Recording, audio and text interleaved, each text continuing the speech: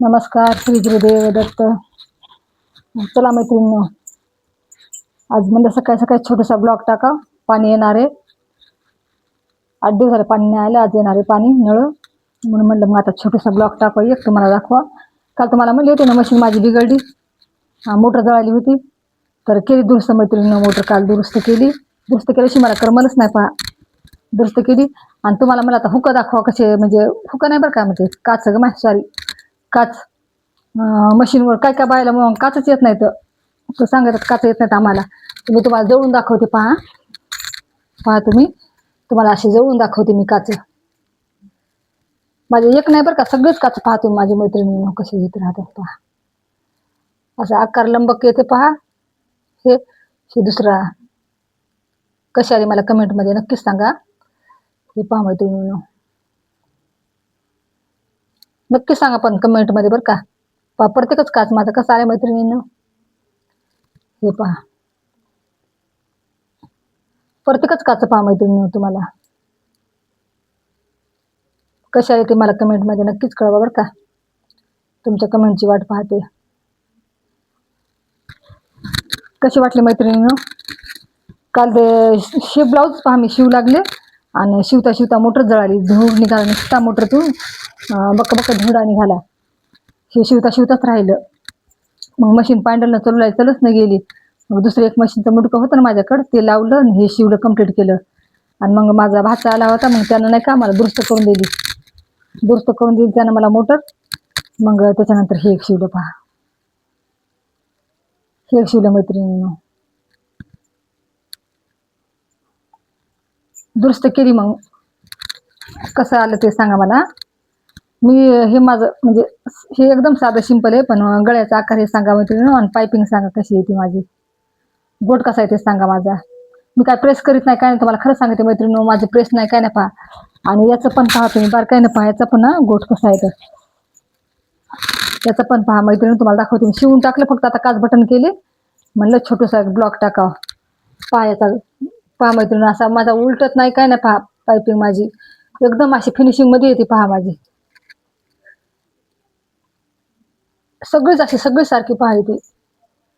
मी पट्टी किती घेते पहा तुम्हाला सांग का, अर्धा इंचापेक्षा थोडीशी जास्त घेते, पहा दिसाली का, पहा पायपिंग दिसाली का तुम्हाला, सगळीच पहा मैत्रिणी. हे पहा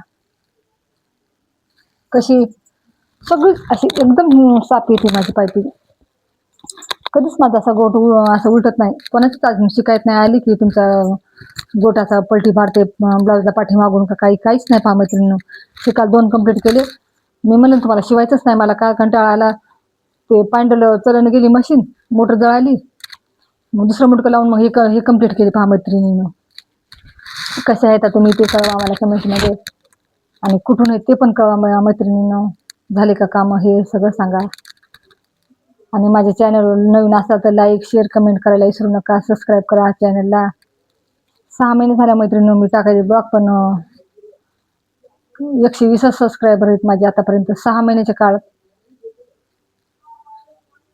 6 महिने झाले मैत्रिणीनं मी व्हिडिओ टाकायले, तर काहीच असा नाही रिस्पॉन्स मिळत नाही झाला मला. तर तुमच्या सपोर्टची खूप खूप गरज आहे मला. माझ्या चॅनलला लाईक शेअर कमेंट करीत जा. आणि माझे काच बटन हे कसे वाटायचं, माझे टेलरिंगचे ब्लॉग पाहा जा मैत्रिणीनं. शॉर्ट पण घेत असते आणि लॉंग पण घेत असते, तर माझे पूर्ण ब्लॉग पाहत जा, शेवटपर्यंत पाहत जा बरं का. आणि माझं कुठं चुकते काय चुकते ते पण कळवा मला. आणि पुन्हा खुशीची गोष्ट ही की मला म्हणजे टेन्शन आलं होतं, मोटर आपली कोण दुरुस्त करून आणेल काय आणेल, मोटर जळाली असं वाटू लागलं. पण केली माझ्या भाच्यानं, झाली सुरू. आता मोटर पण सुरू झाली, पण आता आज शिवायला भेटतच नाही, कारण की आज आमच्याकडे पाणी येणार आहे मैत्रिणीनं. 8 दिवसाला पाणी पाहणं. दरवेळेस 6 दिवसालाच येत असते, पण आज ह्यावेळेस लांबलं, काहीतरी पाईपलाईन खराब झाली ती, म्हणून खराब झालं होतं म्हणून जरा लेट झालं. तर घ्या काळजी मैत्रिणी. मला छोटाच ब्लॉग टाकायचा होता, म्हणलं टाका, पुन्हा मग दिवसभरी काम पण भेटणार नाही काय नाही, मला कामच राहणार दिवसभर, आणि आज शिवायला पण वेळ नाही भेटणार. आता पाणी भरले की मग 8 दिवसाचं पाणी भरावं लागत आहे. तर तुमच्या सपोर्टची मला खूप खूप गरज आहे मैत्रिणींनो. सपोर्ट करा, माझा व्हिडिओ पूर्ण पाहत चला. आणि माझ्या याच्यामध्ये कसे काच बटन वाटतात, माझे टेलरिंगचे ब्लॉग हे पूर्ण पाहत चला जा. आणि कुठून आहेत कुठून नाही तुमची कमेंटमध्ये मला कळवा. तुम्ही कुठून येता ते कळवा. मी कसं सांगते माझ्या प्रत्येक ब्लॉगमध्ये सांगते मी परभणीची, तसं तुम्ही कुठे आहेत काय ते कळवा जा. तुम्ही काळजी घ्या, स्वतःची काळजी घ्या, घरच्याची काळजी घ्या, म्हाताऱ्या माणसाची काळजी घ्या. सगळ्यात जास्त म्हाताऱ्या माणसावर लक्ष द्या बरं का. आई वडील असो किंवा सासू सासरे असो, त्याची काळजी घ्या. त्याच्या एवढं दैवत कोणतंच नाही. मी प्रत्येक ब्लॉकमध्ये सांगते आई वडिलाची आणि सासू सासऱ्याची काळजी घ्या. त्याच्या एवढं दैवत कोणतंच नाही. तुम्ही एक पर्यंत देवाला करू नका, पण म्हाताऱ्या माणसाची सेवा करा. त्याच्या एवढं पुण्य कशात नाही मैत्रिणींनो. तुम्हाला कळकळीची विनंती आहे, सासू सासऱ्याचा असो किंवा आई वडील असो, खूप काळजी घ्या. आणि आई वडील असले तर त्याला नाही का महिन्या 2 महिन्याला भेटायला जा. तुमच्या किती बिजी असू द्या, तुम्ही तुमच्या घरी किती सुखात असू द्या, आई वडील गरिबीचे असू द्या, पण नाही का एक रात्र का होईना आई वडिलाकडे जा तुम्ही. आई वडील आहेत तर आपल्याला नाही का माहेर आहे, आणि आई वडील गेले का तर माहेर जवळपास नसल्या जमा होते. माझा स्वतःचा अनुभव सांगायला मैत्रिणींनो मी, म्हणून तुम्हाला कळकळची विनंती की आई वडील येतो तुम्हाला तोपर्यंत नका तुम्ही एक रात्र का असं ना तुम्ही जा. किती बिजी असू द्या तुमच्या घरी, किती अडचण असो काय असो, महिन्या 2 महिन्याला एकदा आई वडिलाकडे जा. आपल्या हाताने आई वडिलाला काहीतरी करून खाऊ घाला. पुन्हा गेलेली जेवून काही पैशाने तुम्हाला विकत येईन, पण आई वडील पुन्हा येणार नाहीत. या जगात पैशाने खूप असे लटके भेटतात, पण अंतःकरणाचे जे राहतात का ते कधीच भेटत नाहीत. माझी आई गेली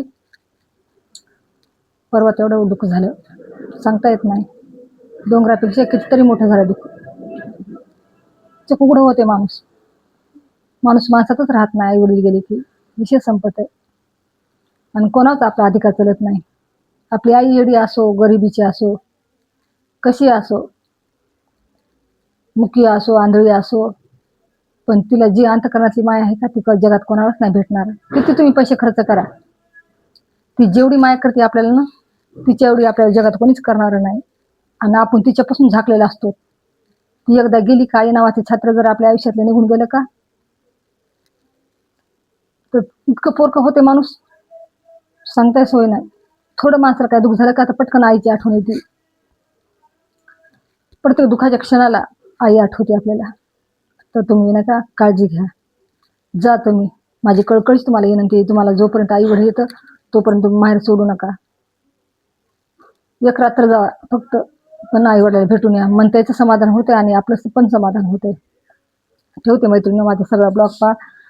धन्यवाद मैत्रिणी.